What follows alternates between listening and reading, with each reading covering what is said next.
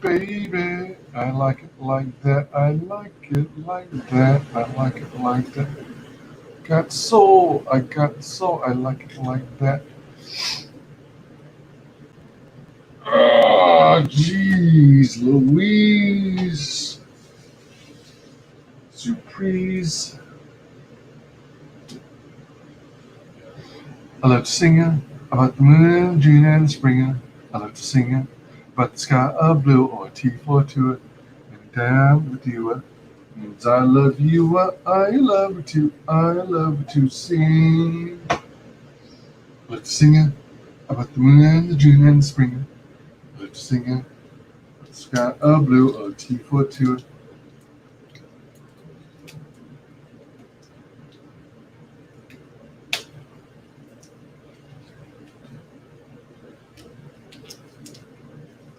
All right, so welcome to WyzGyz Entertainment. This is your host, Wyman.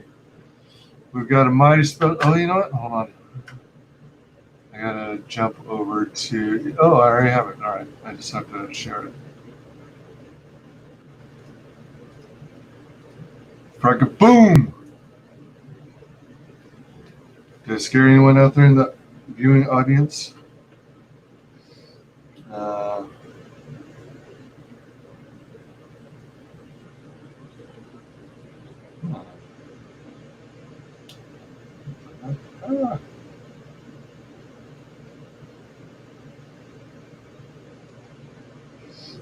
So I've got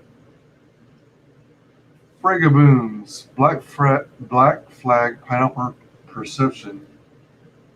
We're going to go over, and we are also going to have a very special guest, Dan Fraga. Sorry, I'm trying to multitask. Oh, crap. I didn't mean for it to go that way. What?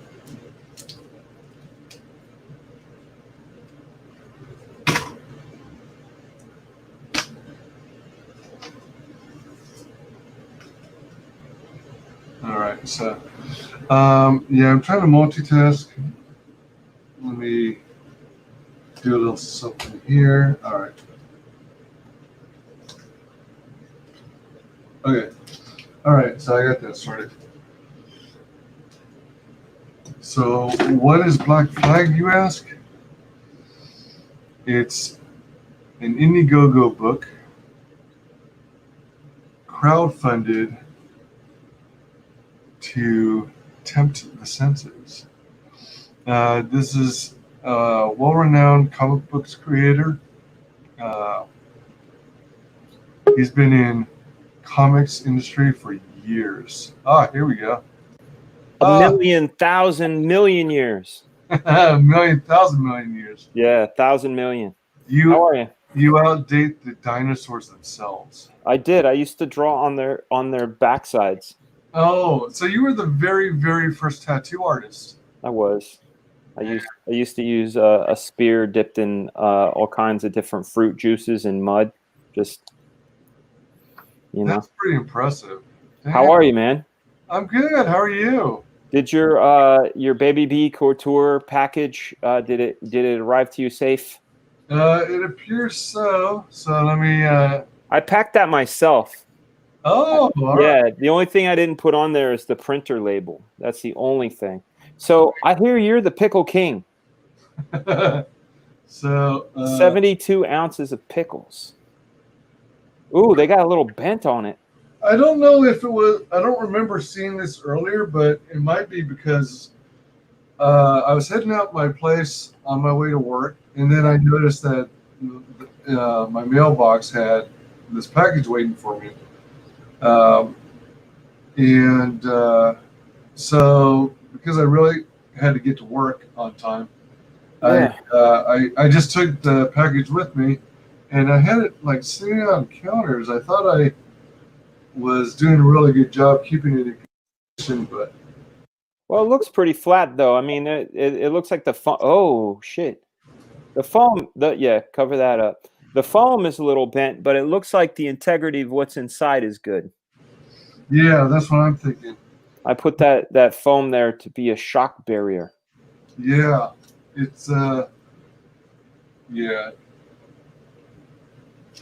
I opened up this portion here. Yeah. I was thinking about doing a separate, unique uh, A stream. PO box opening stream on it, but Yeah. since I've got the honorable Dan Fraga, Where? just open it. Where's the honorable one? Boom! Yeah, there he is. Yeah, I got the bling on. These things are funny looking. I haven't seen myself look so big in it. There we go. Bunny rabbit. And you ended up doing the blinging yourself, didn't you? I did the bunny suit, but the lovely lady that you smashed on, the pickle smash, she did these glasses. Shay Zombie did these glasses. Did she happen to have a pair of aviators already that she blinged out, or I'm not sure. She sent them over, and they were presented in such a wonderful fashion. They were in a box and a little bag. Hey. Yeah, look at this. They came in this, and they came in this cool box, and then and she also did these really wonderful hand turkeys that I have to hang up back here. Oh my gosh! Yeah, I saw some screenshots of the hand turkeys. So tell me what kind of pickles did you guys go after? They are. Oops. Hold on. You know what? What's up, Fade Salvation?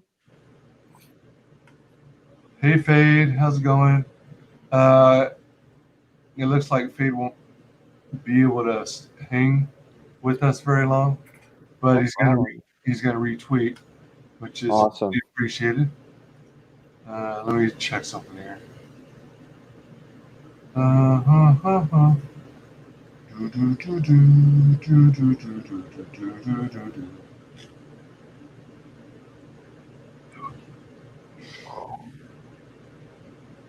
Kind of an interesting feeling having eaten lots of pickles. I can only imagine. There's you got a lot of salt, a lot of that brine fermentation, but that's why I wanted to know, because like I love pickles. When I purchased them myself, and my mouth is watering thinking about them, even though I just ate. I tend to go for the really intense ones. Velastic makes a Tabasco, zesty Tabasco, so they're zesty and spicy. I like those. Oh, those are sweet. Those, keep all those, man. You're not a sweet fan, eh? No, I like sweet just fine. It's just I like the super zest spicy. What else? Like home ones. I have some delice. I did back in California with the Cantors. There's a place called Bernie's. What's up, Lord Ian Malcolm? Good to see you, man. That's where I would go, like old school, like delis where they make them themselves, but they'd be kind of mild. You know, you get a lot of that cucumber flavor, and I'm a big fan of the brine. You know. Yeah. What did you guys go like? Did she have the same brand as you? Actually, she ended up in her area, in her neck of the woods. The stores that she goes to carry this other brand. She posted an example of her jar. Let me see. Hers was. I know there's Clausen, Vlasic, Mount Olive. Yeah, Mount Olive Dills. Oh, Mount Olive are fucking horrible, man. Sorry to say, but the Mount Olives are garbage. They're like I would think she would feel not great. Yeah, I think she's on the verge of a stomach ache. But you did double what she did, right? She did like 30 something ounces, and you did 72. Let's see, 4, 5, somewhere around the neighborhood of. Where did my thing go? I had a. How many pickles was that? You know, to be honest, I don't know. I didn't even bother counting. No. Because it just seemed like it would be too big a hassle to try and count them all. Is the stream up still? Yeah, yeah. I keep all my streams up. Oh, you got to post the link, man. I got to see it. I Yeah. want to see it, and I want to follow your. I want to subscribe to your channel too. Uh, I definitely got to see that. I mean, shit. I'd love to enter the pickle challenge. I'd have to prepare for it, of course. Did you prepare? No. No, you're just like, I dig pickles. I'll handle this. I think that link should work. I put it in private. Awesome. Although, I could have put it because I was in the middle of composing something on the other screen. All good. Let me know if that link works. I'm going right now. Yeah. By the time we ended it, neither of them was interested in doing another pickle challenge. Neither of you was interested in what? Neither of them was interested in doing another pickle or pickle product. Yeah, that's what she said. She said she loved pickles, but she wasn't gonna eat them for a while afterwards. Yeah. And who else? Who else was in there? Gothic Arch. Okay. I only just started learning about him in a private DM. You know, not Joe Frago? Yeah. Yeah, so he and I have a good rapport, and he has me on one of his DMs chat groups, and that's how I met Gothic Arch. Nice. And I'm reading one of Death Metal Heroes. I'm like a minute 47 in. You guys went to a minute 52. It says, "Is it going to turn into a puke stream? If anybody needs more pickles, I can guarantee it." yeah, it was silly fun. Something to uh, get away from all the drama in the world. Yeah. Well, pickles can be a drama on their own. They can be. Oh man. Oh yeah. Let's see it. Yeah, so definitely check out the stream. You might get a kick out of it. Oh, I'm sure I'll get a kick out of it. That's I put it on my bookmark tab. Sweet. Yeah, this is pretty. It looks like everything is intact. Good. And the only thing that all right. There should be a signature card, and then all the different pieces. All right, so let me show this off real quick. Do it. Do it now. Do it now, Cohagen. What's up, William T? Holy frick. Holy frick. Oh, damn. So to give people background, jeez. So Dan Fraga had this amazing, amazing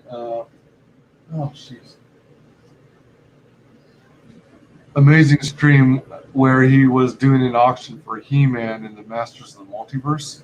He-Man. Yeah. Dun, dun, He-Man. Dun, dun, dun. Yeah, I'm a. Dun, dun, dun. I'm a big 80s kid. Yeah. Yeah, I was all drooling over his Dan Fraga's artwork. And I don't know, somehow I had not realized that he did Masters of the Multiverse. Oh, yeah. So, oh, there it is. Let's see, how do we do this? Well, so, unexpectedly, I suddenly found myself starting to participate in the auction. And in the end, I ended up with some pieces. So, yeah, you got some good ones, man. You savaged a bunch of people. I know they were very sad afterwards. So I don't know if you take great joy in that sadness. I don't, but the fact that you have and your happiness makes me happy. That's the truth. I mean, well, the reason I was debating whether or not to do a separate stream on it is because, I wasn't sure how comfortable I'd be. Oh yeah, Cosmic Tea. Bawling like a a girly man. Don't do it. Don't do like Gully, man. Prince Adam and Tila duking it out. Yeah. All the multiple worlds. And Dolph Lundgren's. That was the first time. That's the very first time I drew him, too.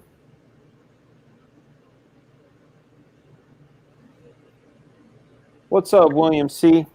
Yeah, Hail William C. Is the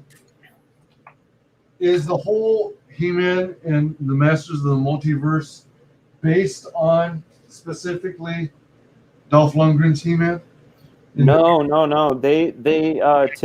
Tim and Mattel really put together a wonderful yarn where it is all of the universes, and the Keldor from the anti-universe is sort of the hero, right? Like if you have anti-He-Man as the villain, the hero has to be Keldor from the anti-universe.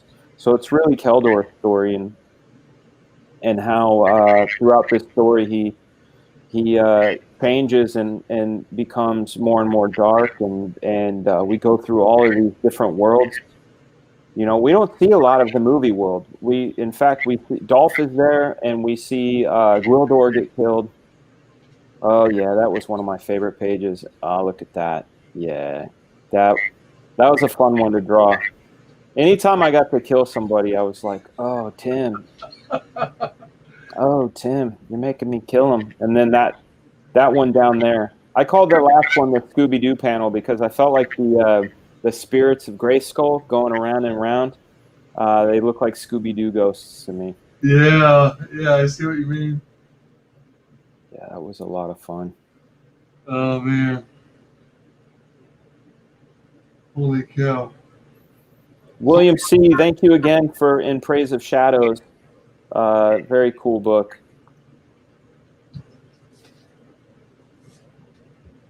Bum, bum, bum, bum, bum, bum, bum, bum, bum. Now that's in my head. And I became He-Man. I'm Prince Santa. Cringor became Battle Cat. Holy crap.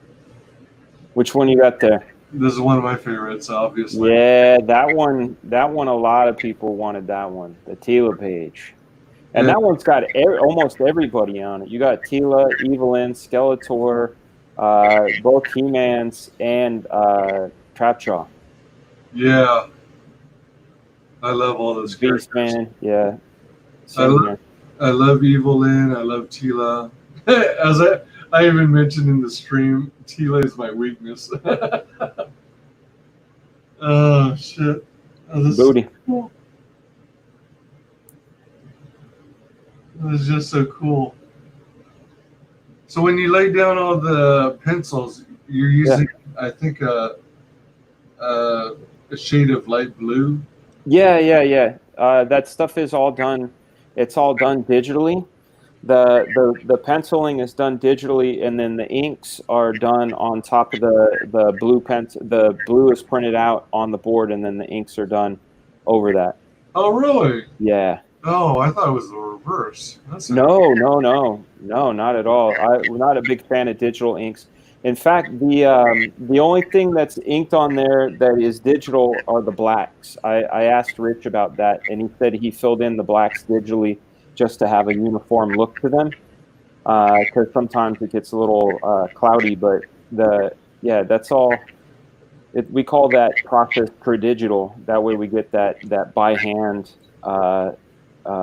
thing, because there's a thing about digital inks that I just don't. I'm not a big fan of. You know, there's like a homogeny that happens. So I'm a big fan of by hand, and like the smaller ones that you have there are inked by me.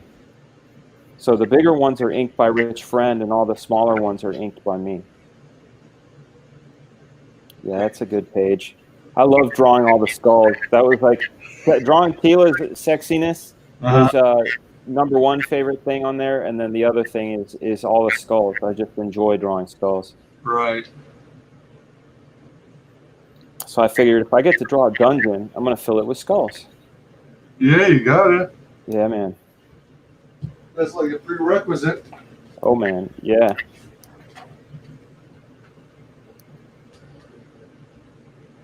Oh my gosh.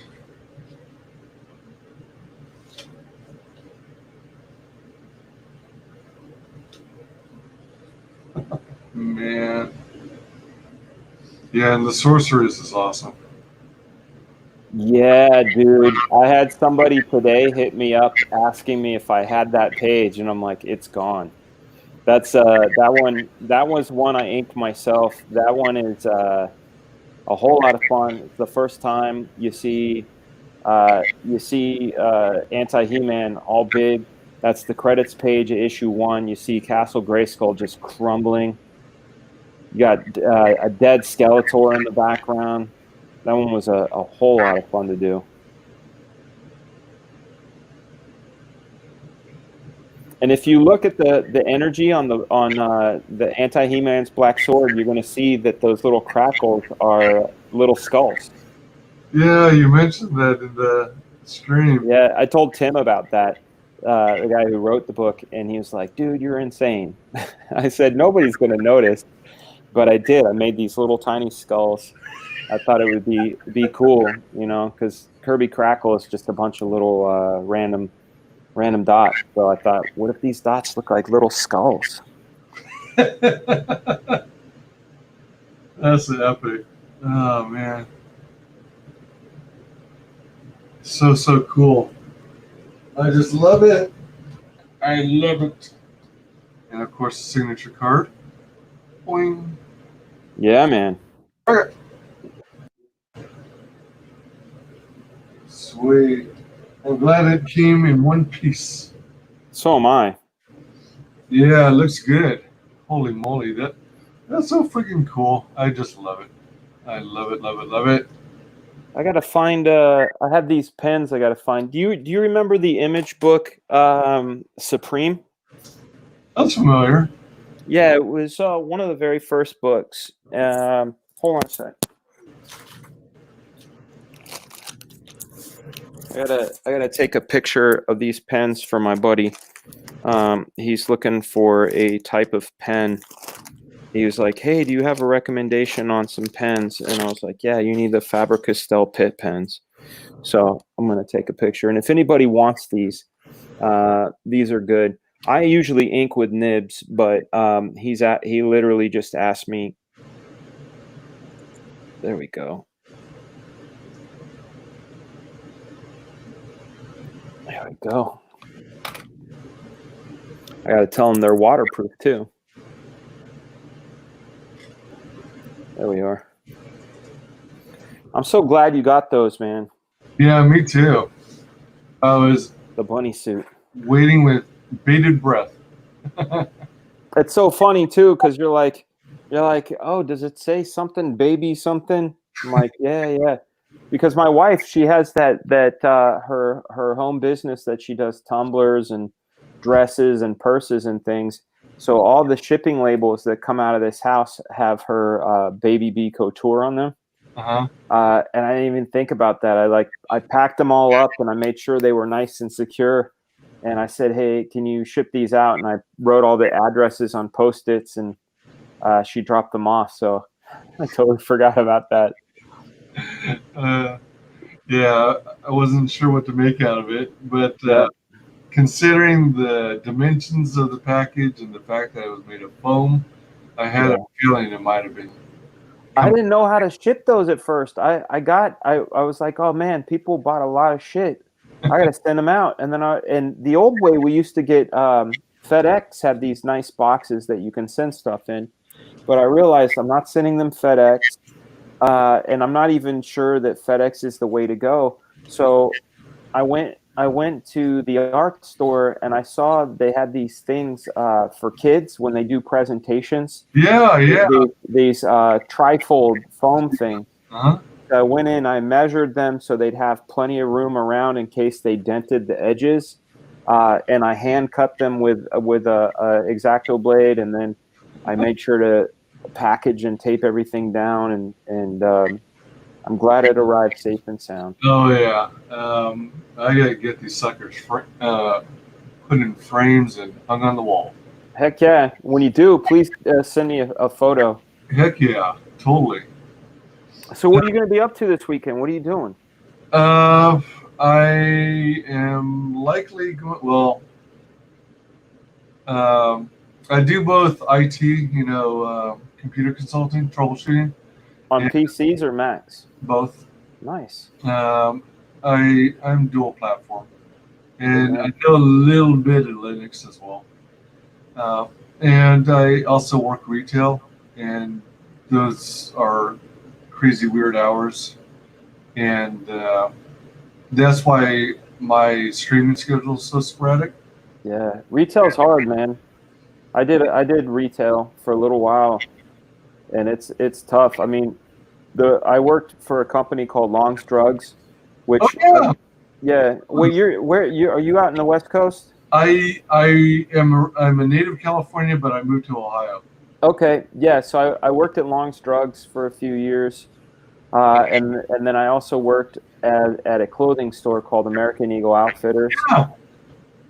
and I worked at a comic book store. But I'll tell you, the hardest job I ever did was working at American Eagle Outfitters, and the problem was it's Christmas time, right? Like Huh? during Christmas time, you would get grandmas come in, Christmas shopping for their grandkids. And, when you get in that day, they'd be like, hey, you got to do $1,600 in business. And this is in 1991 dollars. Uh-huh. And you're like, $1,600. Okay, shit.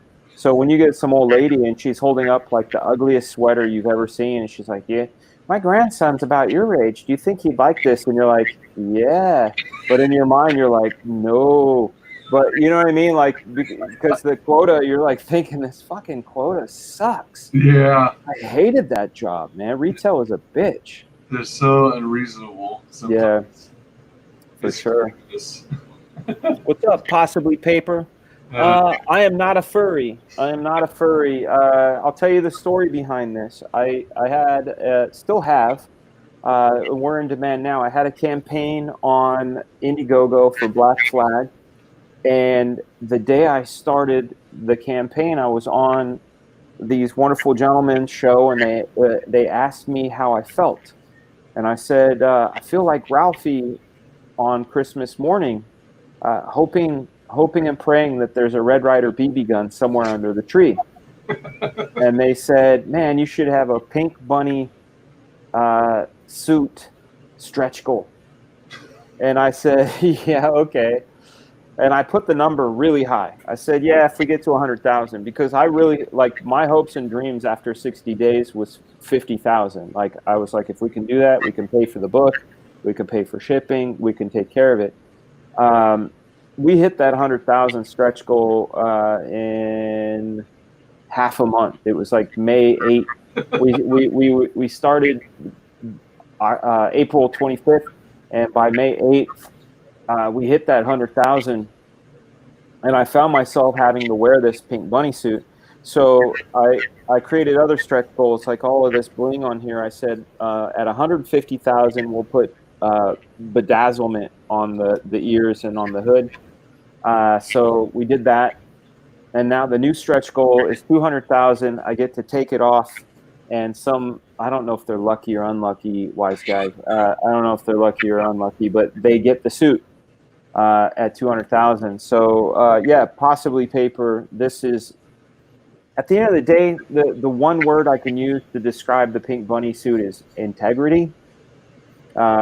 It sounds crazy, but I do what I say I'm going to do, and it happened, and I did it. So here we are.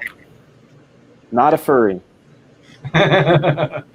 Kudos for that. And, as the saying goes, ComicsGate's mantra is promises made, promises kept. Amen, brother. That's how we do that. Yep. That's And exactly how we do that. if I remember, you yourself blinged out the bunny. Yeah, I did the bunny suit and Shay Zombie, aka the second place pickle. Was she second place or was she third place? She was easily second place. So the other guy just wasn't hanging. Arch only got through like 8, and then he started feeling ill. 8 pickles. Yeah. Now, were they big pickles or were they little pickles? Were they little? He had like the same type of jars I had, I think. Were they full pickles or were they the sliced? They were whole pickles. 8. Yeah. it was pretty sad, and then maybe I think in the end he maybe consumed a quarter of one jar. I could eat a whole jar, no problem. Oh yeah. You know, as I soon learned, I could too. Yeah, I can eat a jar, but I mean it depends. Like I said, my tastes run on the zesty side. Yeah.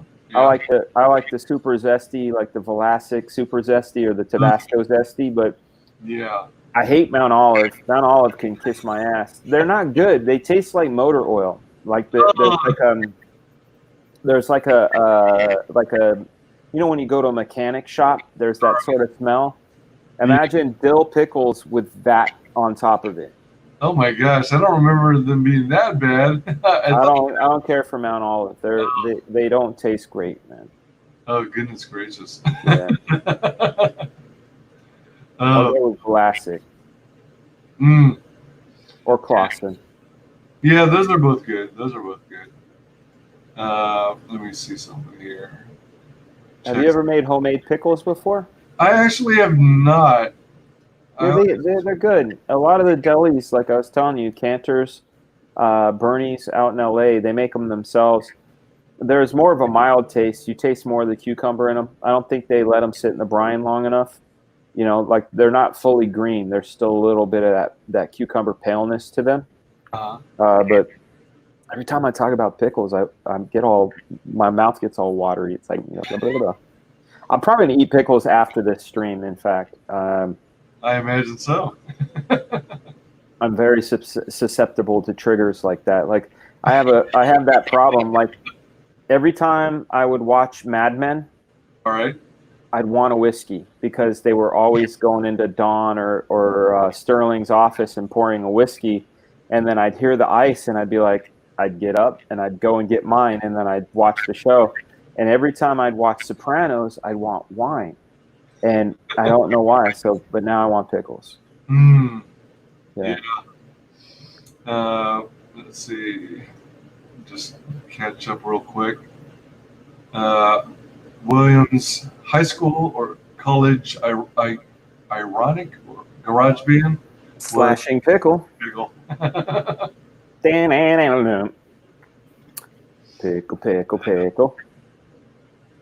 Yeah, that was a fun stream. You doing that auction. I'm trying to think of what's up, J Money. I'm trying to think of other things I could eat a lot of. I could eat a lot of hard-boiled eggs. Oh my gosh, hell! Oh, that's funny that you mentioned that. I don't know if you've ever seen my channel where I did 112 YouTube subscriber celebration chill stream. What's the 112? What's the specialness of that number? There's no specialness whatsoever. It was supposed to be a 100 sub stream. I thought you were going to say the P. Diddy band 112, like you were going to play some R&B in the background, smooth it out. Nothing that cool and dope. William C., the answer, do I feel like a load off now that the countdown of the campaign is over? 100%. I didn't get a lot of sleep yesterday. Like we streamed Wednesday until almost 4 a.m. I went to bed around 4:30, but I had to be up again like 7 something. And then I don't know what happened, but I had yesterday was like a bad stomach day. So I was riding the toilet roller coaster for a while. But today when I woke up, I was like, wow, like the campaign's over. There was a sense of relief. But Wise, tell me about the 112 stream and the hard-boiled eggs. I want to hear more about that. Oh, well, see, Shortly after the whole pandemic forced every business to close, Mm. I had an opportunity came before me where I held aloft this lofty egg and said, "By the no." So I so they were selling a whole case of eggs, and I thought Case. I didn't think much of it, and I went, "Oh, that sounds like a good idea." How many is in a case? As it turns out, 30 dozen. 360 eggs? Yeah, 30 dozen, something like that. That's 360 eggs, dude. Yeah. So as you can imagine, it filled up most of my fridge. Yeah. And I'm still working on finishing them off. Around the time I hit 100 subs, uh, I I started preparing for a celebration stream just to hang out with anyone who cared to join. Yeah. And yeah, I got one of those big old pots that you usually use for cooking spaghetti, Yeah. and I filled it up with eggs, boiled the hell out of them, and shelled them, and got them ready. I don't know. You shell them all. Yeah, So I don't do a thing where I blanch them. After I boil them, I pour out the hot water, and then I pour water on top of them, and then I put ice. I put ice water, and what it does is it helps pull the egg off the shell, so they're really easy to shell. Yeah, I do something similar, except it's usually filling the pan with water as I'm pouring out the hot water, and Okay. filling it with cold water, and then letting it sit for a bit, and then when the water gets warm again, pour it out, fill it with more cold water. Yeah. But your idea is probably more effective because to each their own. If it worked, man. So what did you do on the stream? How many eggs did you eat? Eggs? yeah, I don't know if you do this, but like when I go to warehouse stores and buy things like lunch meat, they'll often come in these big old tubs. Yeah. So, but then once I finish whatever's in it, like lunch meat, then I'll reuse the tubs, and it saves me from having to buy Tupperware.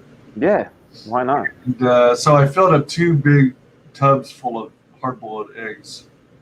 I think I only got through nearly one of the tubs, though. How many eggs were in it? Maybe at least 2 dozen. I can't do that many, man. I know I could probably, in my mind, I'm thinking through this, I could probably do about 15 to 18 eggs, but I couldn't do more than that. Like I couldn't cool hand Luke it. I know that much.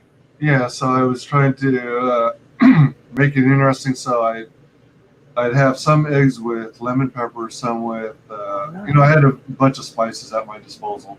You ever just put a little bit of yellow mustard on them? Oh, I hadn't thought to do that, but I didn't. Yeah, because that's what they do with deviled eggs, right? Deviled eggs is a little mustard and mayo that you whip it up, throw a little bit of paprika on it. So probably should have, yeah. Yeah, I'll put a little dab of mustard on them bad boys. Yeah, good stuff. Yeah, and I had like powdered curry, curry powder. I had Mrs. Dash. Which version? I like the table blend, the green one. I don't know which version it is, but it's got a load of different spices. Anything that you... Yeah, the green one's got like cumin, garlic, carrot, onion, some other parsley. That might be the one. Yeah, I like the table blend. I mean, I like them all, but table blend, I put that literally, I put that shit on everything that's not a dessert. Like I put it on my salad, I put it on my eggs, I put it on my steak, I put it on like vegetables. I'll put that table blend shit on everything. You put it on your steak too? Oh yeah. You mean like as part of a dry rub? No, like after it's cooked, I'll just throw a couple little dabbles on it. Yeah. Oh, okay.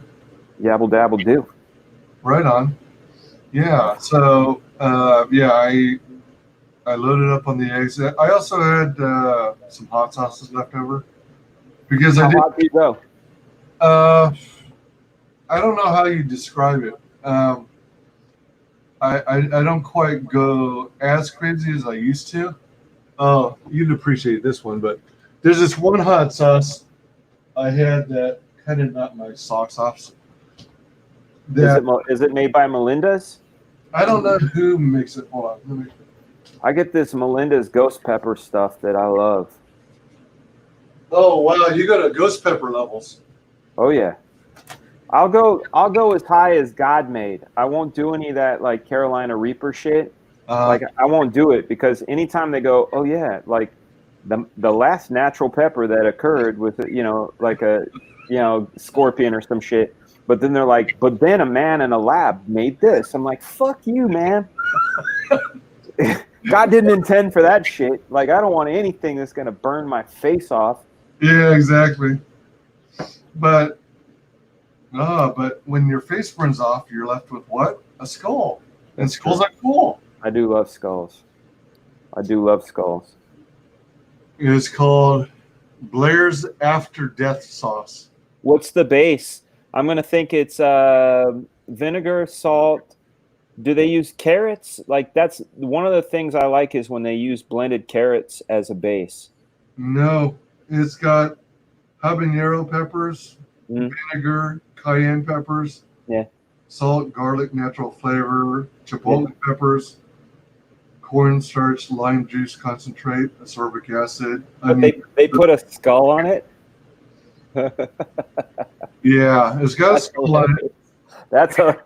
I mean, I bet it's tasty. And it also comes with a keychain. Oh, that's cool. That's really cool. I'll tell you what, though, man. I can say that I was a wuss when it came to spice.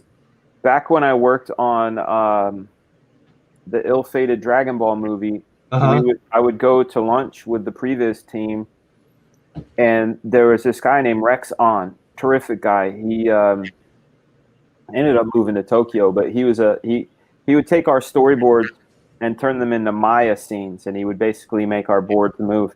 But every time we'd go out, he would just be like, give me this pepper, give me that pepper. And before I ever turned 40, every time I have anything spicy, I hated it. I'd say, man, I can't taste the food. I just taste the heat. And I said to Rex, I said, what is it about spiciness that you enjoy? And he says, it's exciting. It's like a roller coaster. You know, you're sweating and like it's fucking hot and it's amazing. And I'm like, you can have all that, right? And I don't know what happened. Right around when I turned 40, 41, spiciness didn't bother me anymore. I was like, okay, let's see how hard I can go. And I kept going higher and higher and higher. You know, habaneros, those are like, okay. Scotch bonnet, yeah, cool. But like scorpion and ghost pepper are like, and jaloika, those are like right around where I go. Like I said, I won't mess with any man-made stuff. Maybe I'll try it, but like usually those, like, I feel like I'm having nerve damage. Like I had a little bit of a Carolina Reaper one time, and I was like, God, like it had that back of the head, like, don't do it ever again. Yeah, I hear that. But yeah, I love hot sauce. Now I want pickles with a little hot sauce on them. I'm gonna do it. It's gonna happen. Yeah, for sure. That sounds like a good idea. I mean, I don't remember ever having had ghost pepper and above, but I mean, I'd be willing to try it. You know, I'm pretty open when it comes to that kind of stuff. Let's see here. William says, are you still there? Yeah, I'm here. No, I'm sorry. Somebody had just sent me it was Brian Murray again. Okay. Yeah. Fraga, I have family in Alpharetta. William C. Thank you again, my friend. I have family in Alpharetta. Used to live there. My wife is from Duluth next door. If you haven't yet, take your family to dinner in downtown Duluth. Cool little area. I certainly will, man. We've just been like, we have a 1-year-old and we have how old is she now? 63-year-old in our house. who's a smoker, who's also had open heart surgery. So they're like 2 levels of at risk on either side. So we don't do shit. We don't go out. You know, my wife cooked this wonderful celebratory dinner today. I go out in a mask. Oh, that's weird. I didn't. Hold on, I'm replying to him.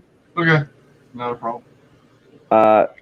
But yeah, we don't go out. I want to go out. I miss ramen.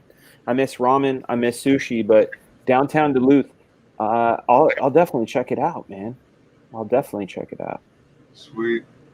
Welcome, Johnny Rando. What's up, Johnny Rando? I got my own chickens, and it's almost impossible to deshell them without tearing them up. There's a secret to that, Mr. J Money. The secret is you got to let them get a little old. And I don't mean like old, like rotten old. You just gotta you can't do them fresh. You have to kind of like leave them. Don't refrigerate them. Leave them out. You don't need to refrigerate eggs. That's the other thing that people don't realize. Well, that's what I heard with organic eggs.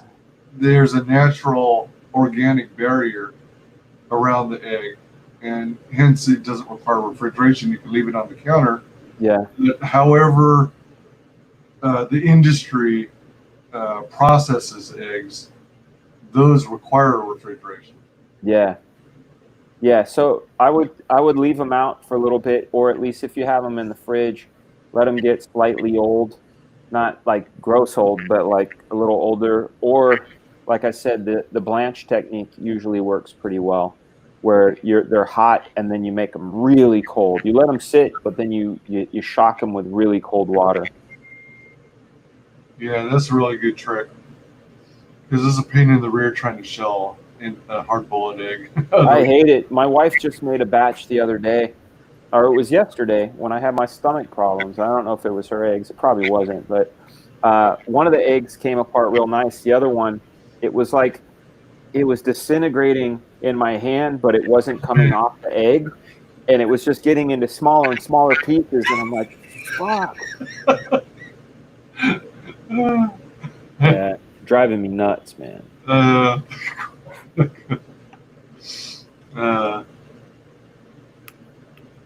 Their membrane is so thick. Yeah, maybe you boil them slightly longer, and like I said, hit them with that ice water. Pour that hot water out, put cold water in, and then drop a bunch of ice in, and just shock the fuck out of them because they shrink. And the shells don't shrink, but what's inside shrinks slightly, so it gives you a little bit of separation from the membrane. Holy fuck, man! You really did 30 dozen. Yeah, so that was the end of the box of the case. 360 eggs, man. Like, I don't even like egg a day. That lasts like almost a year, right? And 2, that's 6 months. So 3, that's 3 months. 4, that's a month and a half. You'd have to eat 4 eggs a day. Usually when I I'll have breakfast burritos. Yeah. I'll make homemade breakfast burritos, and I'll have like at least 2 eggs per burrito.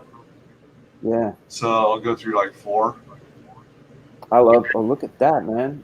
So that was you weren't fucking around. That gives a real scale to your spaghetti pot, man. Ours, when you said spaghetti pot, I was thinking about mine, but yours is like full on, like, legit industrial size restaurant. Well, when I make spaghetti, I don't I like to do a big old batch and then break it down into multiple containers so that I can reheat it later. Yeah, you're wise. Because some Wait, is that all the pickles you ate? Yeah.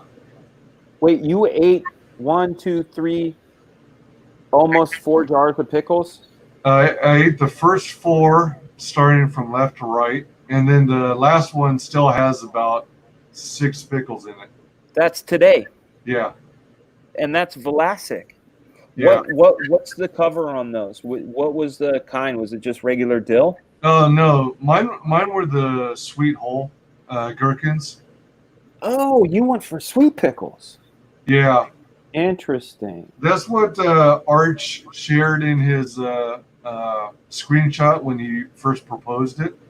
And so I just tried to get the closest match when I went to Walmart. And That's way too much sugar for me, but it might be easier on the stomach because there's a lot of salt and acid in the dill pickles. yeah, I love sweet pickles for sure. I usually like dice them up and put them in like when I make my own like tuna. yeah, tuna salad, hell yeah. But when I do my tuna, it's just mustard and pickles and some Mrs. Dash. Oh, I don't do any mayo. Like I like mayo, but I'm weird. I like mayo with artichokes, and that's about it. ooh, that's good. Oh man, yeah, And speaking of vinegar, that's the other secret trick. If you're going to do artichokes and you steam them, put 2 tablespoons of red wine vinegar when you're cooking them, and it infuses into the artichoke and gives them a little bit of punch. oh nice. Yeah. Cooking with Freya. Oh yeah, I love cooking, man. Yeah, it's awesome. And just to show you, this is Shay's. She had the Mount Olive dills. Yeah, see, that's her problem. I think that's how you whooped her. Is she went for dill, and you went for sweet, and I She think, yeah. she said something about not being able to handle so much sweet. Okay. She usually prefers dill, but she couldn't find other brand names at her store, so she went with Mount Olive. I feel very bad for her. Their dill is god awful. It's her jars were twice the size of mine, so she had 32-ounce jars and I had 16. So she had the equivalent of just Two. under 2 of my jars. Yeah. And then she ate 1 or 2 or 3 pickles from the other second jar. Yeah, she's probably laying on a couch somewhere, dude.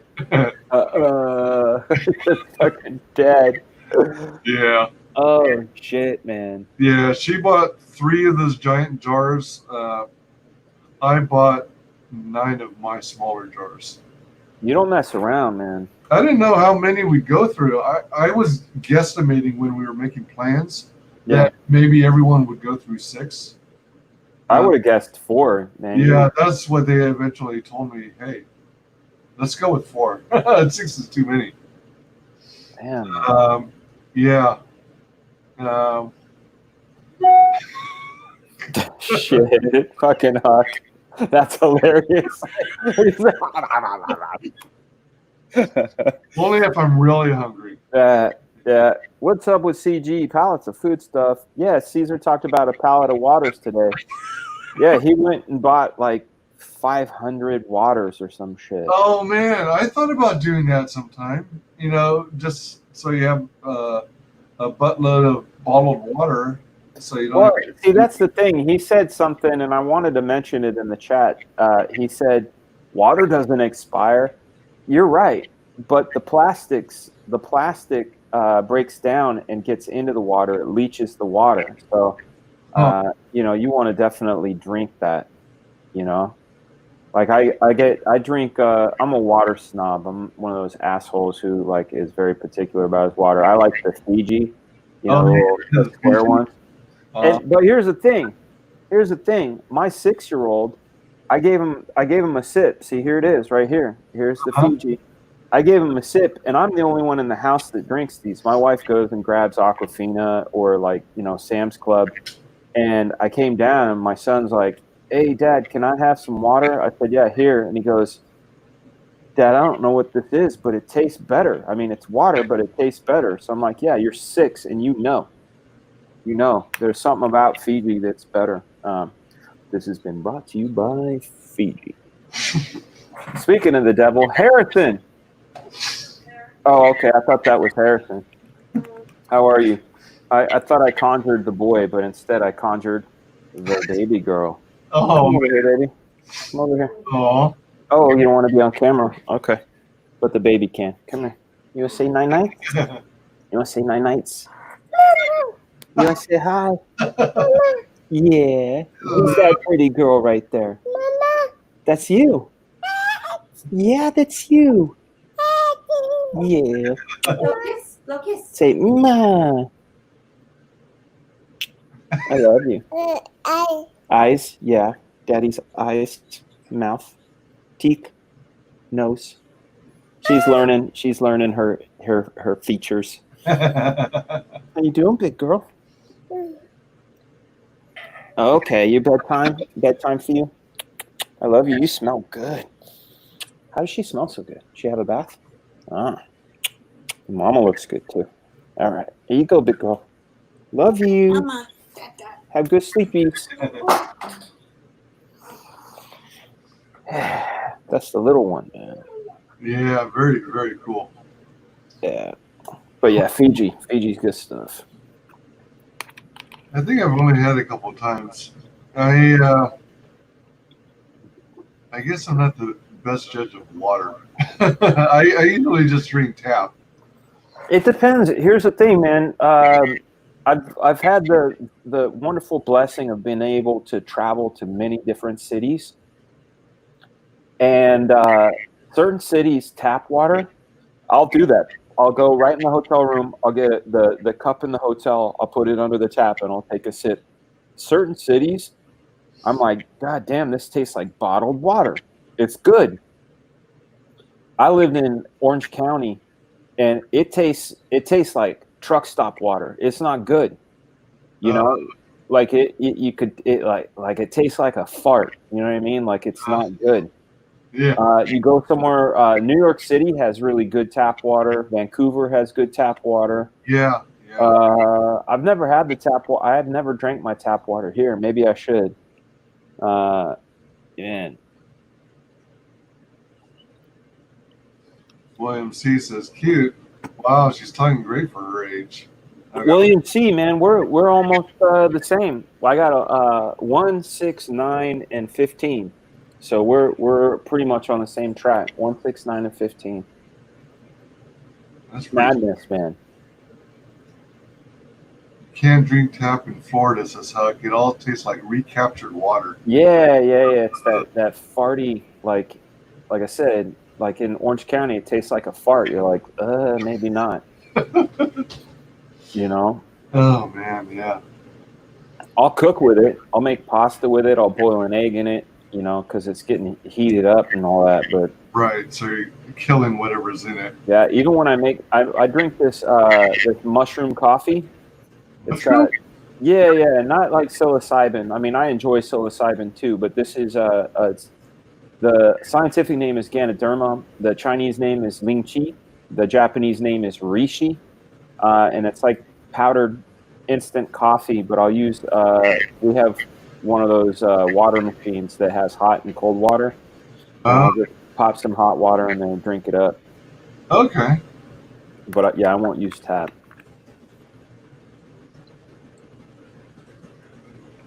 Would you mind sharing with the audience your background and how you got in comics in the first place?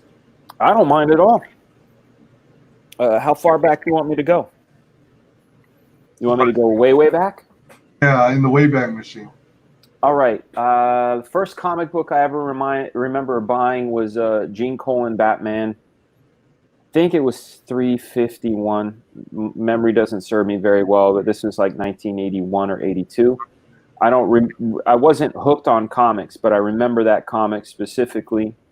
I bought G.I. Joe number 19.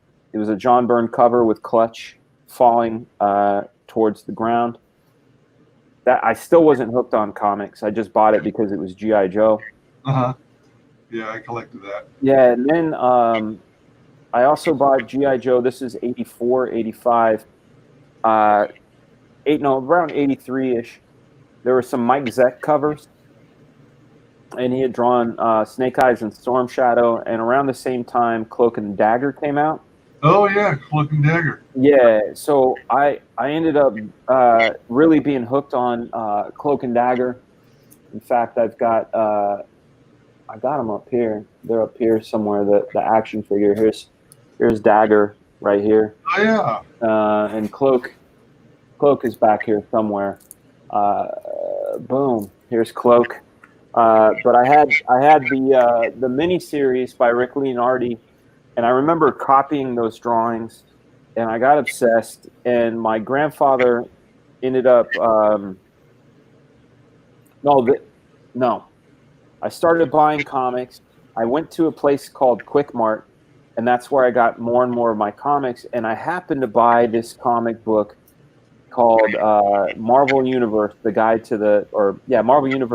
to the Marvel Universe. And it's sort of an encyclopedia of characters. And it was number 5. It was like the Hulk was in it, and it was like G and H, the letters G through H, Gardner to Hulk or whatever. And you could read about their powers, their height, their weight, and more importantly, their first appearances. And I was very naive. I was like 11 or 12 years old. And I said to the guy at the checkout, I said, "Hey, do you happen to have, issue whatever?" And he's like, "No." And I was like, "Well, why not? It says right here, first appearance of this guy is there. Don't you have it in the back with the milk?" Like I didn't know. I'm a dumb little kid. I just figured they had them all in the back because you're dumb when you're a kid. And he's like, "No, a truck picks up the old ones and gives us the new ones, and that's that." Uh-huh. And so I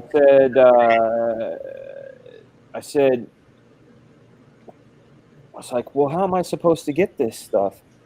And there was another customer in the Quick Mart. Then he said, "Just go down to the comic book store." And I couldn't believe the words that came out of his mouth. I was like, "Comic book store." I said, "What do you mean? Like a store that?" He goes, "Yeah, they just sell comics and games and, model kits and things." I was like, "Wait, what?" He's like, "Yeah, new and old." And I was like, "Where is it?" And it turned out it was near the theater, near the arcade and near the theater. So I took the bus down there.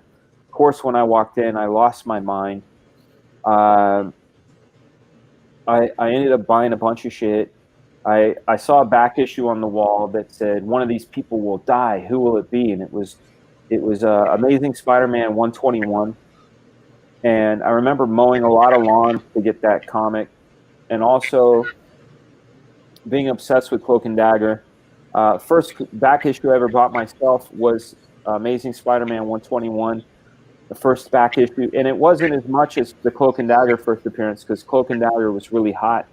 My grandfather bought that for me. It was Peter Parker's Spectacular Spider-Man 64.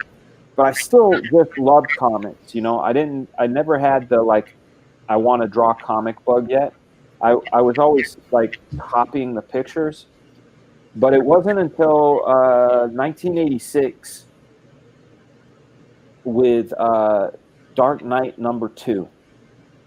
Frank Miller had drawn this cover that had flipped my brain. Like, it literally was like, I was a Batman fan, and I'd seen the TV show, and I'd seen, the Super Friends show, and I had the pajamas with Batman on them.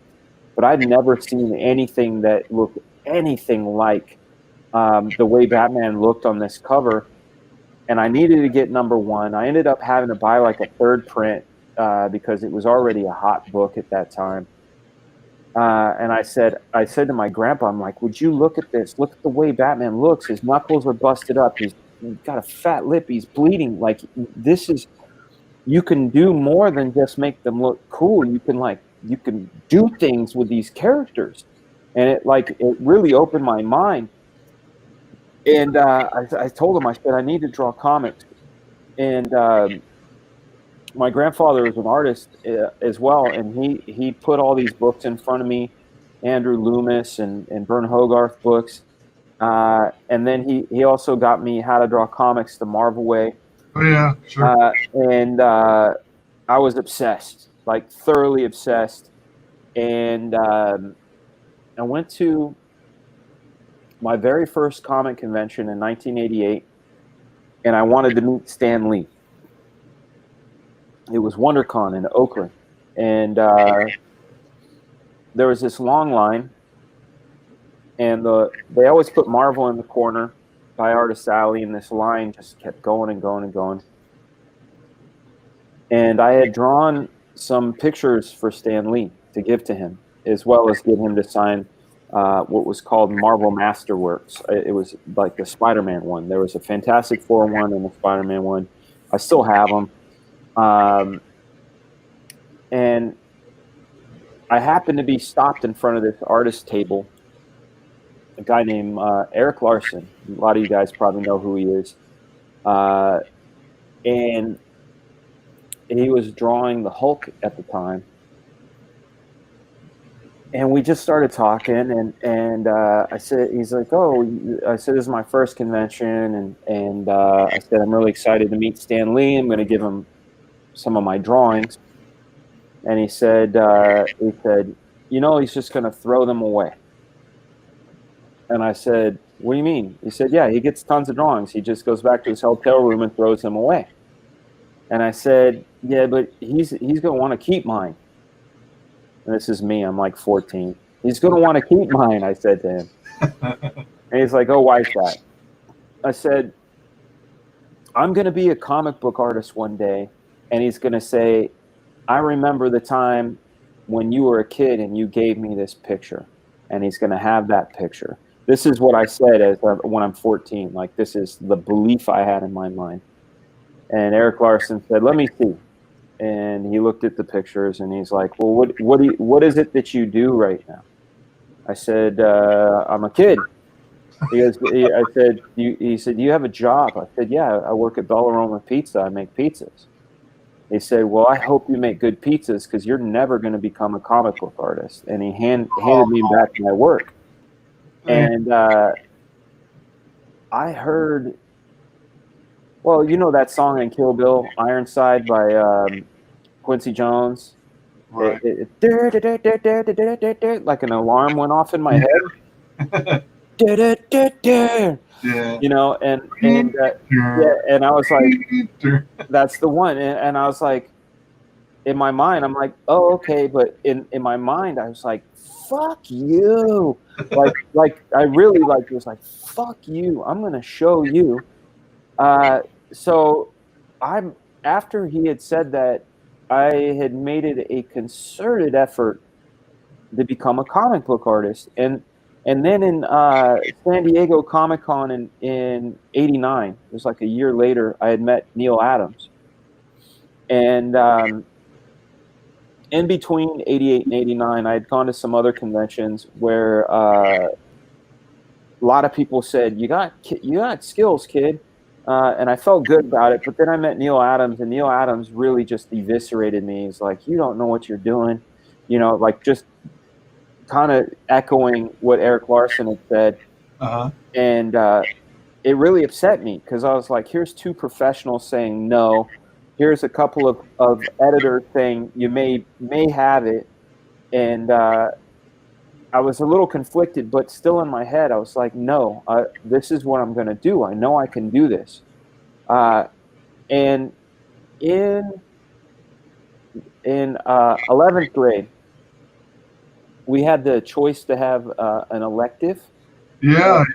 And one of the electives we had was audio video, right? And part of that was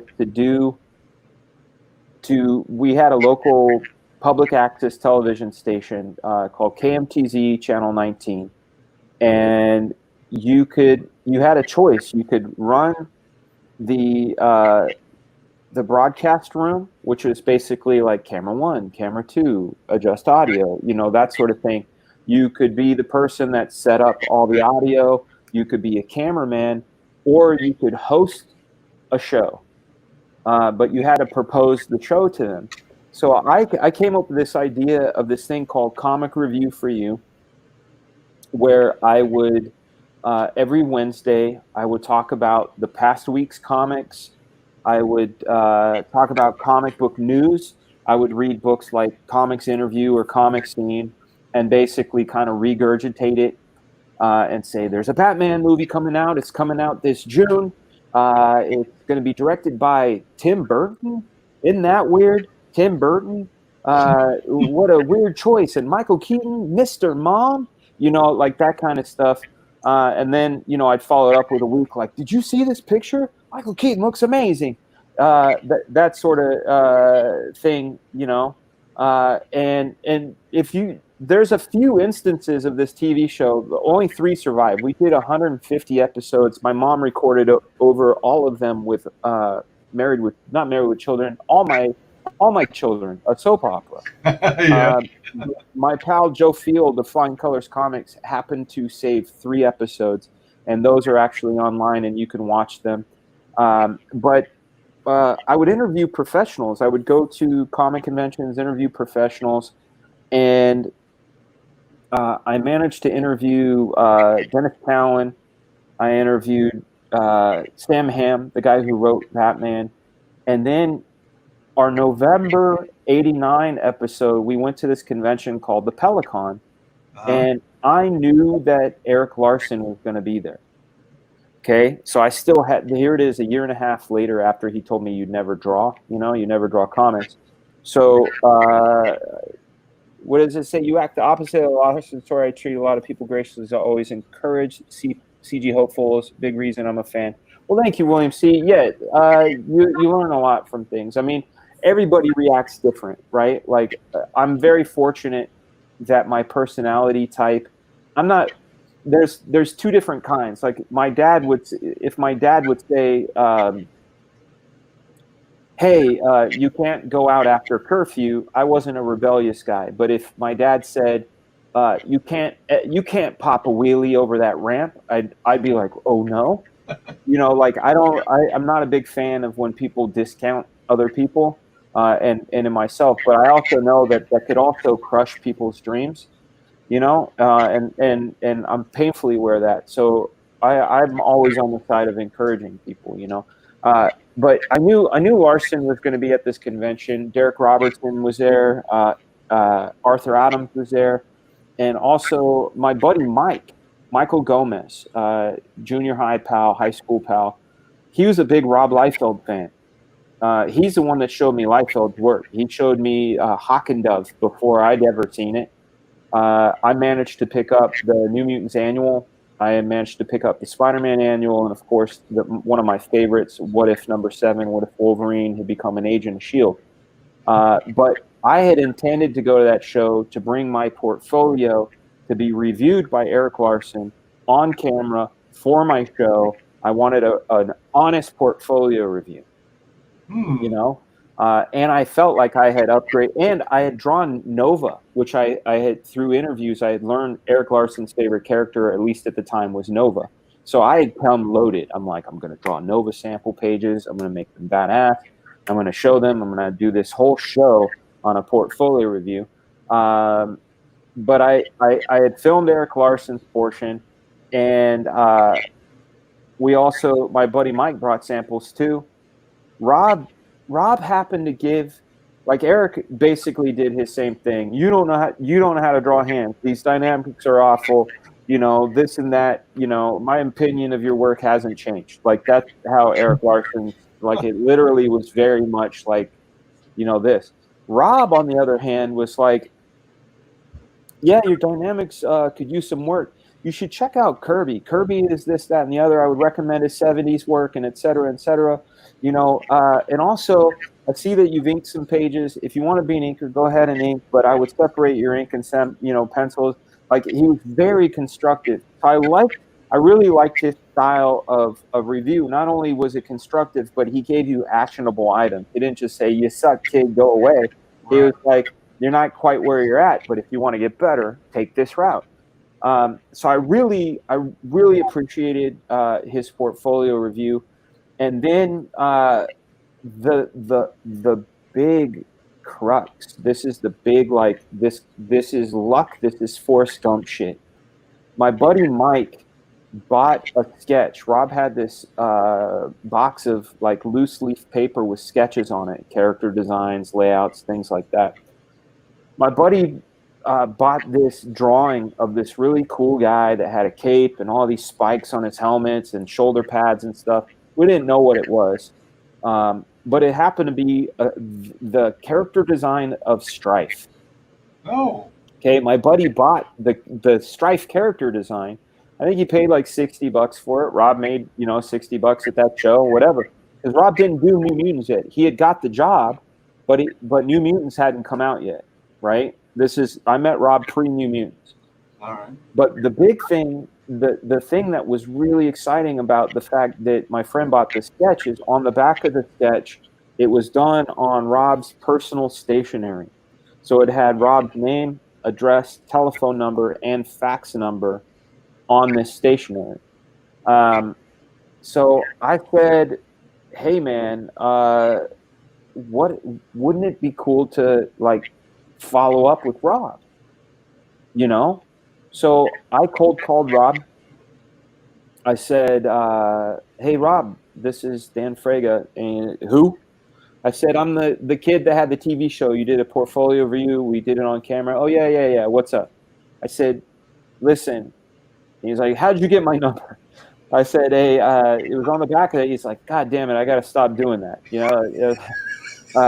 I said, listen, man, I really like your style in reviewing my stuff. Do you mind if time to time I fax you some of my newest stuff and you can, I can give you a call and you can kind of tell me what to do next. And he's like, yeah, fine.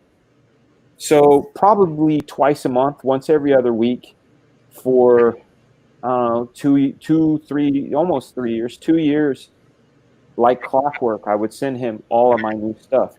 And he would give me reviews. And of course, I would always say, what are you working on, man? What are you doing? And, I got this new character and, I'm doing this. And, and he would say, every now and then he'd fax me back stuff. So I would see like McFarlane inks on his X Factor cover or, whatever. And I'm like, oh my God, like I'd flip the fuck out. And then the big break came in 1991. I went to San Diego Comic-Con at the new center, and I saw him and Murat Michaels, the artist of Brigade, and he was Rob's assistant at the time. I saw them walking at the show, and I had worked on a bunch of samples for DC at the time, some Deathstroke, the Terminator stuff, and some JLA stuff. I showed him some stuff, and I said, "What's going on?" And he said, "Hey, not much. In fact, I'm thinking of starting a company with Todd McFarlane and Eric Larson.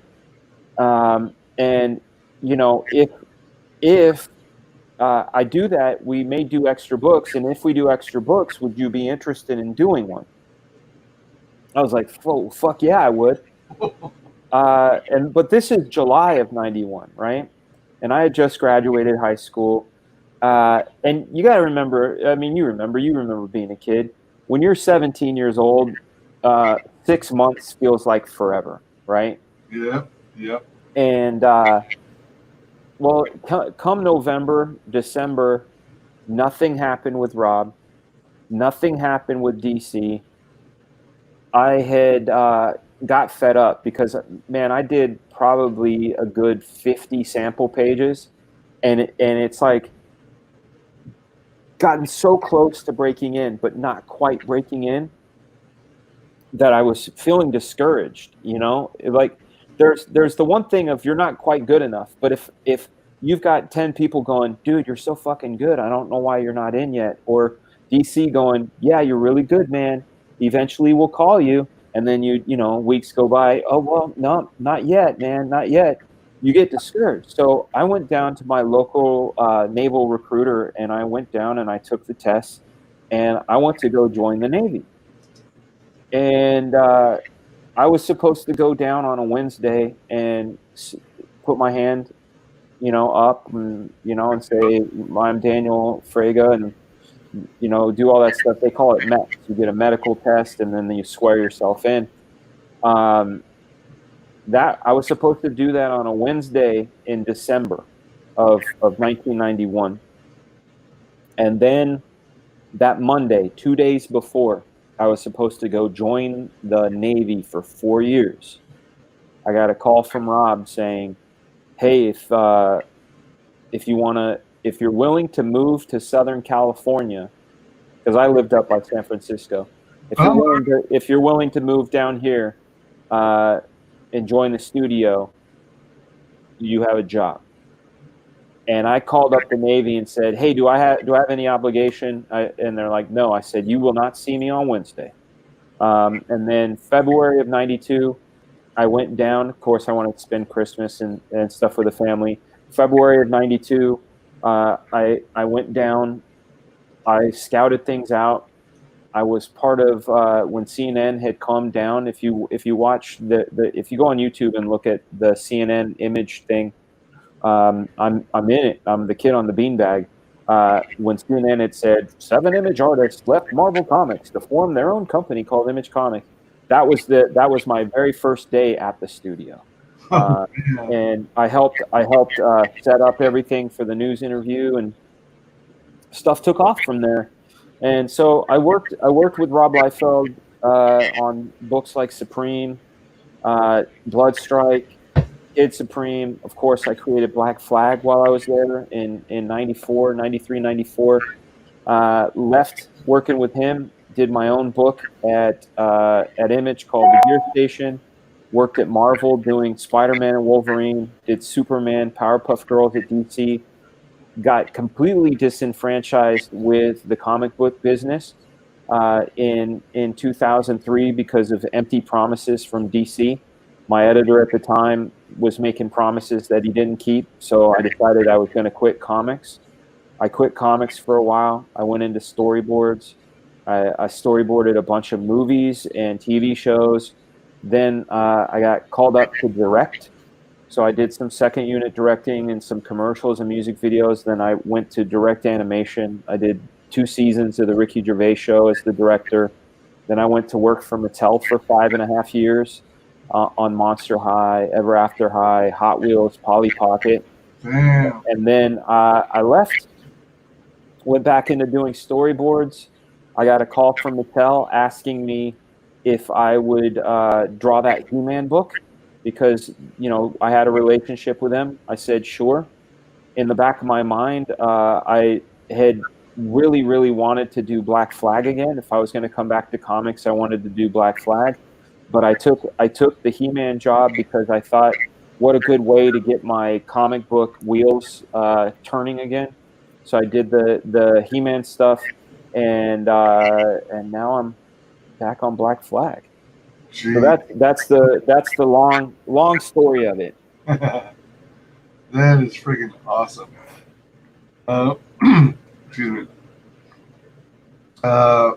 Before going any further, I wanted to ask real quick, how are we doing on time? I think you had some. I have a stream at 9 o'clock. I'm going to be hosting Michael Bancroft of Lucent on my channel.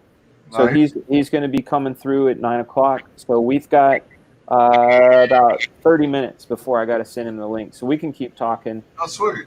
Yeah, we can keep talking. Any questions that you have or the chat has, I'm more than happy to answer. Oh, most definitely. That's awesome. And let's see.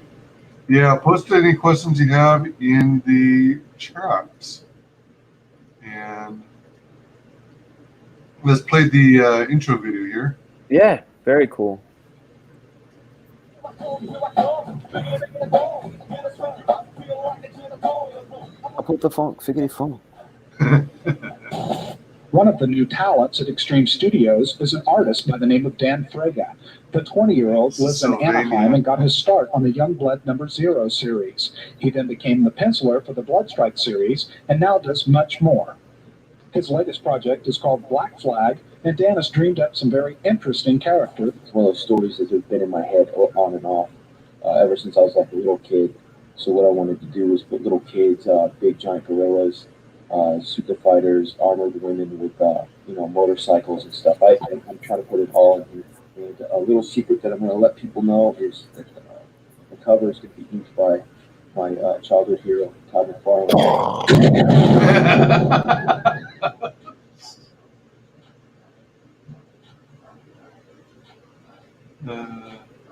Then.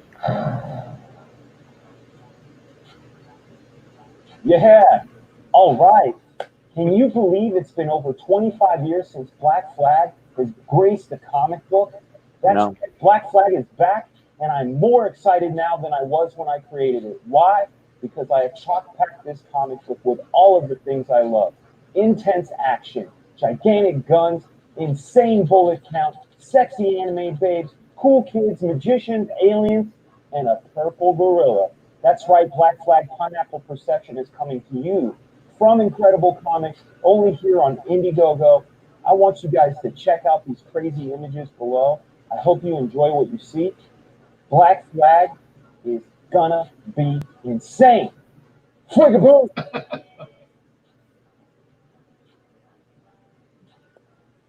I shot that all on my phone, man. Seriously? Yeah. I use about 4 different editing softwares, and I also have photo editors, and I'm able to, like, the raining bullet shells. I found a single bullet online. I keyed it out. I slapped it against green screen. I did a rotation on it. I duplicated the rotation and slipped the time on it, and so that they would rotate out a key. I then duplicated that. I turned them and changed the speed on the timing, and then I comped them in on both sides so they look like raining bullets. Yeah, I enjoy that kind of stuff. Like whenever I think about what I want things to look like as a finish, I'm able to go backwards and go, okay, if I want raining bullets, how am I going to achieve that? And I think of the steps sort of, and I go backwards, and then I do it. But I do it, like I said, I do it all on my phone. Wow, that is impressive. I use an app called Video Leap. Video Leap? Yeah, Video Leap. Let me see if I can. Is it this one? Is it an Android app or an iPhone, or is it? I think it's probably both. If I was to guess, let me see if I can find it on my phone. It might still be here, or I might have deleted it. I'm not sure. There's a lot of projects on here. There's a taco. Is this the one? No, that's just. And even this was like the TV in the beginning. That was comped. Okay. That was completely comped. Let's see. That's not it. Boom, boom, boom. TV. That's the Mike Mignola interview. Do you make a lot of videos on your phone? I make all of my videos on my phone. Really? Yeah. Let me see if I can go to the raining bullets. So yeah. So let me see if it can't turn, but see, this is the whole. See how I'm against green screen? That's without the comp. Huh. Oh wow. Yeah, this is everything. There's the fire element. But when I tap on that layer, and if I was to hit chroma like this, and then I tap the green picker, green, on, boom, intensity. Boom! It makes the green disappear. See? Huh. Whoa. Yeah, I do everything on my phone. I do music on my phone. I do all the video editing on the phone. I try to make sure that everything can be done on the phone because I want to be able to be out in the wild, and if I have an idea, I want to be able to put it together. Oh man, William C. with the good questions, man. Huck said he had to go, man. Thank you, Huck, for the kind words, man. Thank you very much. And William C says, why does Spy have 4 fingers sometimes, or did I just miss the 5th? You're gonna have to read the book to find that out. That's a very good question, but you're gonna have to read the book to find out. But what will the Incredible Comics edition of The Grave look like? That's a fantastic question too, Mr. Rando. What I'm thinking of doing is doing it bigger. Right now, the IDW version is a square, and it's this big, and we have 4 panels per page. I wanted to be able to do 6, but the problem with 6 is it makes the text too small. So if you take something like, let me grab it over here. This is one of my favorite all-time books. This is essentially what I want to do. If you take this book here, Electra Live, see how it's bigger than a comic? Do I have a comic around here? I don't have a comic. Here's something that's comic sized. No, yeah, here's something that's comic sized right here. Here's Battle Made in Knuckle Bomb right here. See, that's a regular comic next to this. What I want to do is I want to do The Grave this size. I want to have Matt Yackey color all of the cards. I only colored every 7th one because I wanted it to be like a newspaper strip where Sundays were colored, because I originally had released it online one at a time, and every Sunday was colored. We're going to color the whole thing. There's going to be some extra features, making of all of my notes, and then on top of that, as a stretch goal, we're going to do an Astro Knight comic. A lot of people have requested an Astro Knight comic. Wow. So that's what we'll do. You got all kinds of projects going on. We have plans, man. We have plans. Right on. Oops, wrong one. Hello. Man, that's freaking amazing. So this is your very first campaign, Yeah. and you're at 168, 762. Actually, Which is insane to me. That's insane to me because, like I said, when the night before, I was talking with my wife, because she's like my business partner essentially, and she was really nervous, and I wasn't nervous. I said, listen, if we can make 50,000, we can pay the guys, we can pay for printing, we can pay for my time, you know, because I have to during it, I can't work for nothing, you know, because it's going to take me, you know, 2.5 months to draw it. I said we'll be fine, and we have 60 days to do that in. I think we can do 50,000. And she said, "Oh man, I hope so." You know, so that was my big dream, was 50K. When we had done that, the first 24 hours, I just was in shock. I didn't know what would happen, what we could do.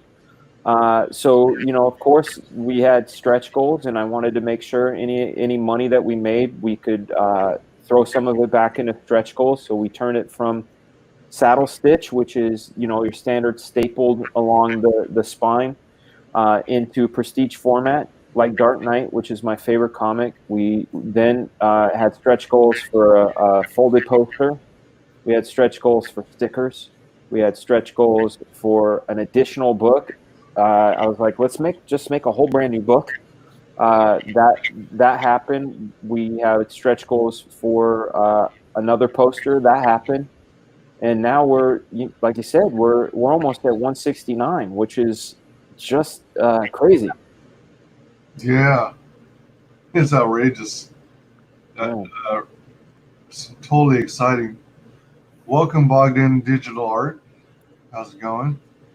Yeah. What's up, man? Some Neve preamps. Nah, man. What I'm gonna do is I'm putting the money right back into the company. This is the thing. Like, I don't know if you guys were watching Ethan this morning, but he was right. Like, you have to. One of the things they don't tell you about these totals is that all of the shipping money is in that total, right? So All of the what money? shipping. Or, excuse me. Yeah. Yeah. So each of those backers, if you times that by like $11 on average, 20,000, or at least probably more like 25,000 of that money is just for shipping alone, right? Then you take printing the books themselves cost about $2 a piece. You times that by 2, because I'm also printing a second book, right? So now you're looking at around 10,000. So right out the door, there goes 35,000. And then you look at the cost of the people working on it. The inker has a page rate, the colorist has a page rate, the letterer has a page rate.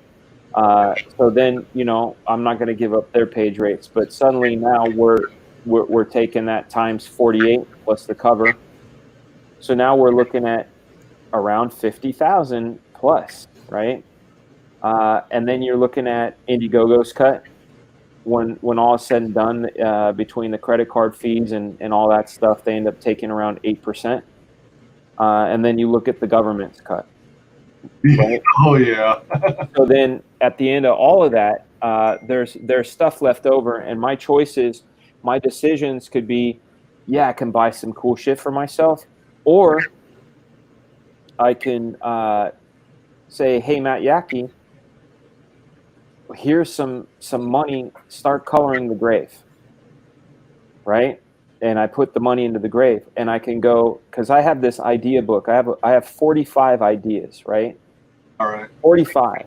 And of those 45, I distilled down to 10 that I go, these are the best of the 45. And of those 10, I strip it down and I go, there are 5 really solid ideas out of those 10. So 5 out of 45, right? I'm going to hire teams. While I'm working on Black Flag, I'm going to use some of this money from Black Flag to hire teams to get working on these other books. So then I can have, as I'm going on Black Flag and the next stuff that I'm going to do, and also, like, for example, there have been a lot of requests to bring back the 1995 book as a trade paperback. I need to digitize those, and those cost about anywhere from $30 to $50 a page to digitize and clean up. So that costs money. So I got to get those digitized. So a lot of this money, I'm literally just going to put it back into the company, and I won't see, like, you know, there's that idea of like, oh man, you made all this money, you're balling. No, I'm gonna put that money back into the company. So I don't think I'm gonna be quote unquote balling until probably 2023. But because of my investment in my own company by 2023, I will be balling 5 times bigger than if I hadn't. Mm-hmm. But you have to basically invest in yourself, and that's essentially what I'm going to do. Yeah, for sure. It's like whenever you think about big tech companies, like IBM. One of the things they're known for is heavy investment in R&D. I mean, that's where they make a lot of their money. I mean, well, it's investing in themselves. Yeah, you got to spend a lot. Mm-hmm. Absolutely. You know, and you know, it's like there are guys that I want to get, and that's the other thing too. I want Incredible Comics to represent quality and timeliness, and I want that banner to be one of the strongest pillars in CG. I want people to go, ComicsGate is awesome, and you know what's a really awesome part of ComicsGate? Incredible Comics, and like I want to be stand for integrity and quality and timeliness. And the way you do that, you know, if I know somebody's going to be slow, right? Let's say I'm going to hire somebody, let's say artist X, and let's say artist X takes 6 months to draw a book that would take me to do 2. Well, I can't crowdfund his book and then wait 6 months to fulfill it. What I have to do is start him way before I ever crowdfund it. And the only way I can start that person and pay that person way before is by taking money that I made from previous campaigns and put it into there, you know? And that way, when the book comes out, it will come out on time. It will be good. And that's exactly how we're going to do that. Yeah, that's sharp. That's thinking long term. Well, that's my work at Mattel. You know, 5.5 years at Mattel really trained me a lot about doing things like rollouts and things like that. Now, since you had the experience working for Mattel, did you gain insight as how the toy industry works and how you might envision Black Flag going into like action figures and dolls and things like that? Yeah, that's a great question. What's interesting about Mattel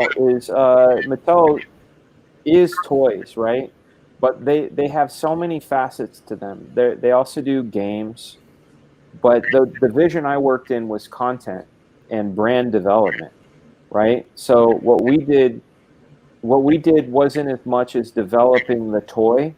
What we developed is the context for play, right? So, for example, you can have a toy come out of a bunch of girls that look like monsters, right? The daughter of Dracula, the daughter of Frankenstein, the daughter of the Wolfman, but without how to, like, think of it like this with G.I. Joe. If you got Snake Eye, Storm Shadow, Cobra, and all those guys, but never saw the cartoon and never saw the comic, you would just go, this is a bunch of army men. But because of the comic and because of the cartoon, you knew that Storm Shadow and Snake Eyes were rivals that went to the same ninja, school together. You knew that Scarlet liked him. You knew that, you basically knew who these people were. So when you played, you had context for that. Mm-hmm. The department I worked in crafted the context for the toys. So we did the movies, we did the YouTube videos, we did all of the presentational stuff.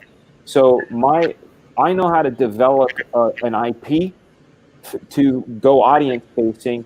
I know a little bit about toy development and the process of how to make a toy, but the part that I worked on and the part that I know the most about is how to get people excited about buying that toy, Mm, and once they have it, what to do with the toy. that is sweet. Yeah, you have such background in all these different fields. It's quite fascinating. It's a good time, man. Yeah, I bet. Now, so you've got, let's see here. So you're now in demand. Yes, sir. It was fun catching you on that closeout stream. That was nuts. I it, was so tired afterward. started, it started out on your channel and then it migrated to Ethan's. I didn't know if Ethan was gonna. He said he might.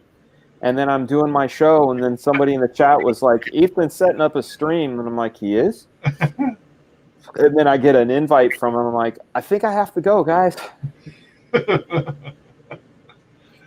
the difference. My channel has 4,500 people. His has 133,000, and it's like, I better go over to his show. Don't want to close big. Oops. So Johnny asks, will the 0.5 issue have a story or will it be a pinup gallery? Either way, great. It will be all of the above. There's going to be little vignette stories. Some of them will be one-pagers. Some of them will be shorter. I'm giving everybody sort of their carte blanche, Like I know the Rob Willis is a pinup.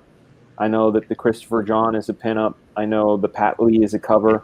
I know that 6 a.m. is a one-page story. So it's going to be, think of the Black Flag Zero, how we had these little segments of each of the people. Think of it that way, but also a pinup gallery. Oh, so all of the above. Nice. Pale Rider asks, at one point will we get a Dan in a bunny suit action figure? Dreams are free. I hope so.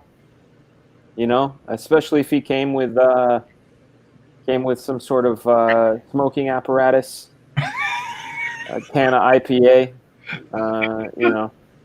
optional shades. I think that would be a lot of fun.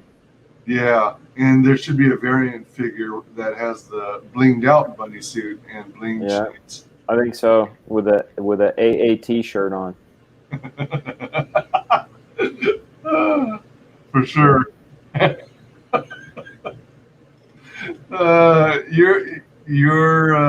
Oh man, your art is freaking cool. It's full of detail. Thank you. I thoroughly enjoy heavily detailed work, and as it is for many people, my favorite character is the gal in pink. Oh, I love drawing her. That's Geisha.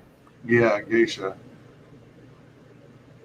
Yeah, she's got a great story, and she's a lot of fun. I mean, my favorite to draw is whoever I'm drawing at the time. Uh-huh. But I think I really enjoy Gorilla. I really, really enjoy Rascal. It's tough, man. There's nobody I don't like drawing. But I think Rascal, if I like at the end of the day, if someone said if you had to do a mini series, who would you want to do? It would probably end up being Rascal. Okay. Yeah. Dreams are free. For sure. At least Black Flag art. trying to find the name. I'm going to be having Michael Bancroft, Lucient, on. Lucient. Hopefully, I'm saying it right. I think it's Lucent. Is it Lucent? I think it's Lucent. All right, with no I. I don't think There so. it is. Yeah, Luc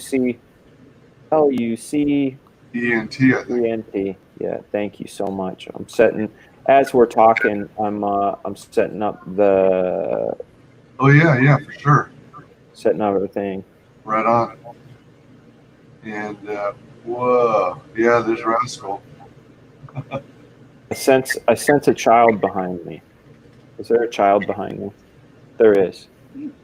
There's a child chuckling behind me. Hi, sweet dear. How are you? What are you up to? Are you going on live soon? I am live right now. I mean, like on your own show. I am. Yay. Yeah. How are you doing, sweet pea? Good. Just having hair since the PM EDT. Well, you want to say hi to WyzGyz? Hi. Hi, how are you? That's Lily Bell. Lily Bell. Awesome. I'm gonna go. Just checking out some of your swag here. Yeah. I always dig the dog tag idea. I Yeah, think those came out good. that's one of the tiers I went with. I mean, I got this swag set. Shot Excellent. glasses. I really don't drink, but I like shot glasses. Yeah, don't drink, man. It's bad for you. Can you tell me what oh, go ahead. No problem. Go ahead, man. Can you refresh my memory on what challenge coins are? Dude, that's one of the things I am absolutely most excited about. The challenge coin says on it, on one side it's got the black flag symbol, and on the other side it has my signature. What it says is be and do your best. Oh, And it's a reminder for people to you keep it in your pocket. I mean, there's different things that people say. Like one of them is like if people have it and you know they have one, you can say, "Where's your challenge coin?" Right? And if they don't have it, they have to buy you a drink. Right? There's that. But mostly it's a memento that you keep to as a reminder, right? Like sometimes some people have them in what do you call it? Alcoholic Anonymous.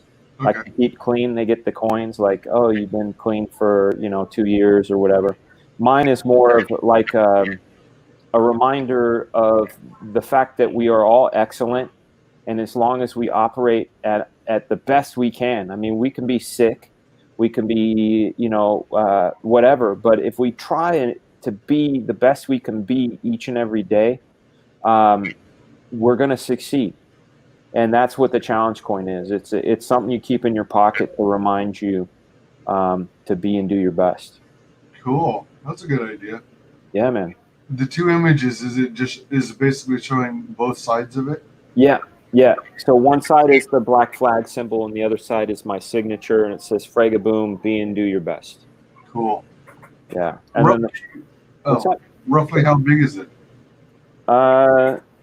I mean, I guess you can't tell how big my fingers are, but about the size of a silver dollar. Silver dollar? Okay. Yeah, about that big. And what's it made of? It is brass. Oh, neat. Yeah. Oh, sweet. All right. Yeah. And then we've got the snapback caps. And Yes, sir. I'm not up on the lingo. Snapback is when you have the adjustment thing in the back that snaps. Oh, okay. All right. So yeah, you have flex fit, which has nothing in the back. You have snapback, which allows you to like adjust the size with the snaps. Okay, gotcha. Yeah. And then the trading card set, which now has 8 cards. We hit the stretch goal. So the trading card set has 8 cards. Guaranteed one of them is autographed. And then we have, I'm drawing 20 sketch cards that will be randomly inserted in the different cards. I think so far we've sold maybe 300 sets. So whatever the odds are, what is that? 1 in 1 in 5 would be 100. So divide that by 3. My math is bad right now, but there will be 20 cards. What are we drinking in Florida? Pale Rider. If we meet up for the Fans Fest, I like whiskey, man. I like bourbon, the bourbon on ice. So if you're ready for that, let's do it. Man, I hope everything goes on according to schedule. And So do I, man. Pull that thing off. I'm gonna bring my Black Flag shot glasses, man. That's gonna be epic. For the Fans Fest. Are we still looking at May 2021 in Orlando, Florida? I sure hope so. I mean, I've got all I know about it is I'm supposed to be there. I don't know any of the under the hood stuff. I haven't talked to Ethan too much about it, but I know I am guaranteed to be there. If it happens, I will be there. Right on. Yeah. Brass monkey. Good one, Leroy. Hail, Leroy. The funky monkey. Yeah. Well, Wise, I got to get going. I got to send Michael the link and get the show rolling. If are you going, or are you closing your stream out? I'm gonna close this stream out, and I'll probably hop on yours. Are you hosting him, or are you going? I'm hosting him. All right. Yeah. So if you guys want to head over to the Couch Doodles channel, I'm going to be up and rolling in 6 minutes, or I set it for 9:05. That way I can go upstairs and grab a pickle because I need one bad. Right on. Yeah. Oh, Crown on crushed ice, man. I'm a Crown guy too. Cast 16. Crown is great. I've had every one of the Crowns. I've even had that Apple bullshit they make. I don't like the Apple one, but I've had Cast 16. They're Crown Black. They have the XO. Cast 16, 100%. But Crown, that was the Canadian Hoos. That's the whiskey I learned on. If I have whiskey, I've had wine tonight. I had some Pinot, so I never mix whiskey and wine. But I just found this Japanese whiskey that really just did me in. But Wise, dude, you've been a fantastic host, dude. Thank you for having me. Thanks. It's been an honor to have you on my channel. I greatly appreciate it. My pleasure, man. All right. Well, I'm gonna go now. I'm gonna send this out to Michael. So I'll see you over there, man. And you want to say real quick to the audience how people can get a hold of you? Absolutely. You guys can find me on Couch Doodles, CouchDoodles on Twitter, on Instagram, and on YouTube. And if you're on Facebook, if you search for Couch Doodles, there is a Fragaboom Couch Doodles group. Where we have discussions. I'm in there all the time. It's ran by none other than the amazing Michael Green. So that's it, man. Awesome. Yeah, you can find me on WyzGyz tweets and Twitter, and WyzGyz Entertainment here on YouTube. Oh, yeah. Thanks, everyone, for joining us. Thanks to our special guest, Dan Fraga. Fragaboom. Okay. Oh, yeah. All right, gentlemen. I will see you guys soon. Yeah, let's go over to Dan's channel. All right. Podcast in 3, 2,